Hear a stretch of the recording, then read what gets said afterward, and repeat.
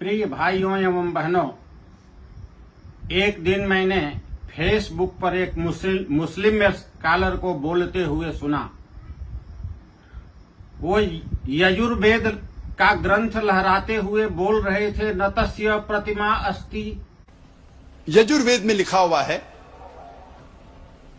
पाठ नंबर 32 मंत्र नंबर 3 में, न तस्य प्रतिमा अस्ति। उस भगवान, उस खुदा की कोई भी प्रतिमा नहीं है, कोई भी बुत नहीं है, कोई भी अक्स नहीं है, कोई भी स्टैच्यू नहीं है, स्कल्पचर नहीं है, फोटोग्राफ नहीं है, पेंटिंग नहीं है। मैं आपको बताना चाहता हूं कि वहां प्रतिमा का अर्थ मूर्ति नहीं है जो हम लोग मंदिरों में पूजते हैं। प्रतिमा का अर्थ है वहां सादृश्य प्रतिमा। और सुन लीजिए, इसमें हमारा अमरकोशक ग्रंथ आपको मैं बता देता हूं। देखिए, अमरकोश में यह बात, हमारा कोशक ग्रंथ है और इसमें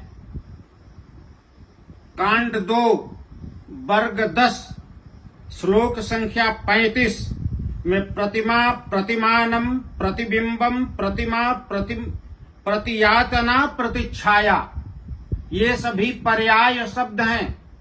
तो प्रतिमा का अर्थ है सादृश्य, अर्थात उस ईश्वर के सदृश दूसरा कोई भी नहीं है। तभी तो ईश्वर जैसा पुत्र पाने के लिए कोई तपस्या कर रहे थे, भगवान प्रकट हुए तो कहा कि आपके समान हमें पुत्र चाहिए। तो भगवान ने कहा कि आप सरिस खो जाऊं कह जाई, नृपति तनय हो मैं आई। मेरे समान दूसरा कोई है नहीं, तो कैसे आपका पुत्र दूसरा हो सकता है? मैं अपने समान अपना ही हूं, मेरा कोई सादृश्य नहीं है, इसलिए मैं स्वयं आपका पुत्र बनकर आऊंगा। ये भगवान की वाणी आप सभी सुनते हैं, तो वो मुस्लिम स्कॉलर सुन लें और भारत की जनता, विश्व की जनता, हिंदू जनता, अन्य सभी सुन ले। वहां प्रतिमा का अर्थ है प्रतिमान। प्रतिमान मन सादृश्य, उसके समान दूसरा कोई भी नहीं है, ये इसका अर्थ है। और ये ग्रंथ अमरकोश मैंने आपको दिखा दिया, संदर्भ बता दिया, जिसको देखना हो देख ले।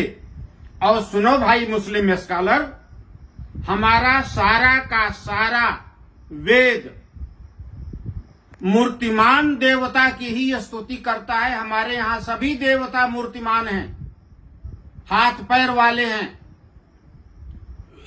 तुम कहते हो उसकी कोई प्रतिमा नहीं है। अब देख लो, पूरा वेद प्रतिमामयी स्तुति करता है। भगवान प्रतिमामय है, वो मूर्ति वाले हैं। और सुनो तुम वेद, यजुर्वेद तुम्हारे पास है ना? देखो, मैं तुम्हारे सामने प्रस्तुत कर रहा हूं यजुर्वेद अध्याय संख्या 16 में कुल 66 मंत्र हैं जो रुद्र की स्तुति करते हैं। और वे रुद्र की स्तुति मूर्तिमान रूप में करते हैं, प्रतिमा के रूप में करते हैं। एक आध मंत्र सुन लो। आरंभ से नमस्ते रुद्रमन्यव उतोत इखवे नमः बाहुभ्याम उतते नमः, ये पहला है। और दूसरा सुना देता हूं, जाते रुद्र शिवा तनु रघोरा पापकाशिनी तया नस्तन्वा संतमया गिरसंता भिचाकसी ही। यहाँ भगवान वेद शिव की स्तुति कर रहे हैं। वो कैसे करते हैं कि नमस्ते रुद्रमन्यव, हे रुद्र तुम्हारे क्रोध को प्रणाम है। अरे क्रोध कहाँ रहेगा? प्रतिमा में ही तो रहेगा, मूर्तिमान ईश्वर में रहेगा। आगे देखो, उतोत इखवे नमः, तुम्हारे बाण को प्रणाम है।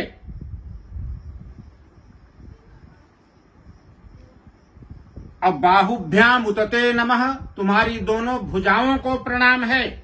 आगे भगवान वेद कहते हैं, जाते रुद्र शिवा तनु रघोरा पापकाशिनी, हे रुद्र इस संसार में विचरण करने वाली जो आपकी सौम्य मूर्तियां हैं, प्रतिमाएं हैं, उससे तयानस्तन्वा संतमया गिरसंता भिचाकसी ही।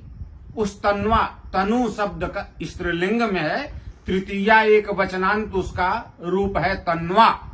माने उस शरीर से आप हमारी रक्षा करें, करावें। देखो, हमारा वेद मूर्तिमान ईश्वर की स्तुति कर रहा है, तुम कहते हो कि उसकी कोई प्रतिमा नहीं है। प्रतिमा का अर्थ यदि तुम मूर्ति करोगे तो सारे वेद से विरोध हो जाएगा। अब प्रतिमा का अर्थ जो है वह तुम्हारे सामने हमने अमरकोश रख दिया, दूसरा कांड, वर्ग 10वां, श्लोक संख्या 35वां। फिर से सुन लो भाई। प्रतिमानम प्रतिबिंबम प्रतिमा, प्रतिमा प्रतियातना प्रतिच्छाया। लो ग्रंथ दिखा दे रहा हूं, देखो ये अमरकोश लिखा है ना, वही ग्रंथ है। तो तुमने पढ़ा नहीं, बिना पढ़े हमारे वेद पर तुम चले आए आक्षेप करने। और एक बार मैंने भाषण देते हुए फेसबुक पर कहा था कि हिंदुओं में भी गद्दार लोग हैं। एक ऐसे आचार्य थे जो मुसलमानों के एजेंट थे, और उन्होंने भी प्रतिमा का मूर्ति अर्थ करके ललकारा हिंदुओं को। इतना ही नहीं, उनकी वेद भाष्य भूमिका मैंने पढ़ी और खून मेरा खौल उठा। जितनी गालियां वे गंगा जी को देते हैं, हमारी पूजा पद्धति को देते हैं, हमारे तीर्थों को देते हैं, भगवान के अवतारों को देते हैं, और वही पढ़ पढ़ करके एक था सन्यासी कहलाता था, अग्निवेश, ऐसे ही बोल रहा था तो झारखंड के पाकुड़ में कुर्ता फाड़कर, पगड़ी नोचकर और पशु की तरह उसे हिंदुओं ने पीटा। और अटल जी के मरने के बाद वो जा रहा था दर्शन करने, तो रास्ते में भी लोग पीट रहे थे। और वह भी यदि आज मिलता हो, आज हिंदू लोग इसके ग्रंथ पढ़ लेते तो उसे खदेड़ खदेड़ कर पीटते, क्योंकि वह मुसलमानों का एजेंट था, हिंदुओं का नाशक था। ये मैं बात कह देता हूं। तो आप इस्लाम के विद्वान जाकिर नाइक साहब उत्तर ले लीजिए। वहां प्रतिमा का अर्थ मूर्ति नहीं है, प्रतिमा का अर्थ है सदृश, अर्थात उस ईश्वर के समान दूसरा कोई नहीं है।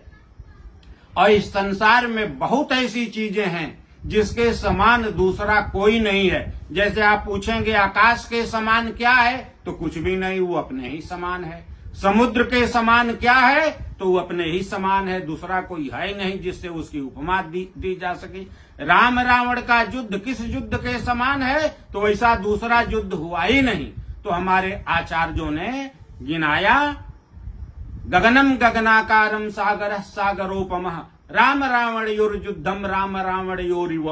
ये अपने ही समान है। उसी तरह हमारा ईश्वर भी अपने ही समान है, दूसरे के समान नहीं है। इसलिए न तस्य प्रतिमा अस्ति में प्रतिमा का अर्थ है सादृश्य, अर्थात उस श्रीमन नारायण के समान दूसरा कोई भी नहीं है। मैं हिंदू जन से प्रार्थना करता हूं कि इस वीडियो को अधिक से अधिक लाइक करें और ग्रुप में शेयर करके पूरे विश्व को बतावें। जो आक्षेप जाकिर नाइक साहब ने दिया उसका उत्तर मैंने दे दिया, और भी इन लोगों के आक्षेप है जिसका मैं उत्तर देने जा रहा हूं।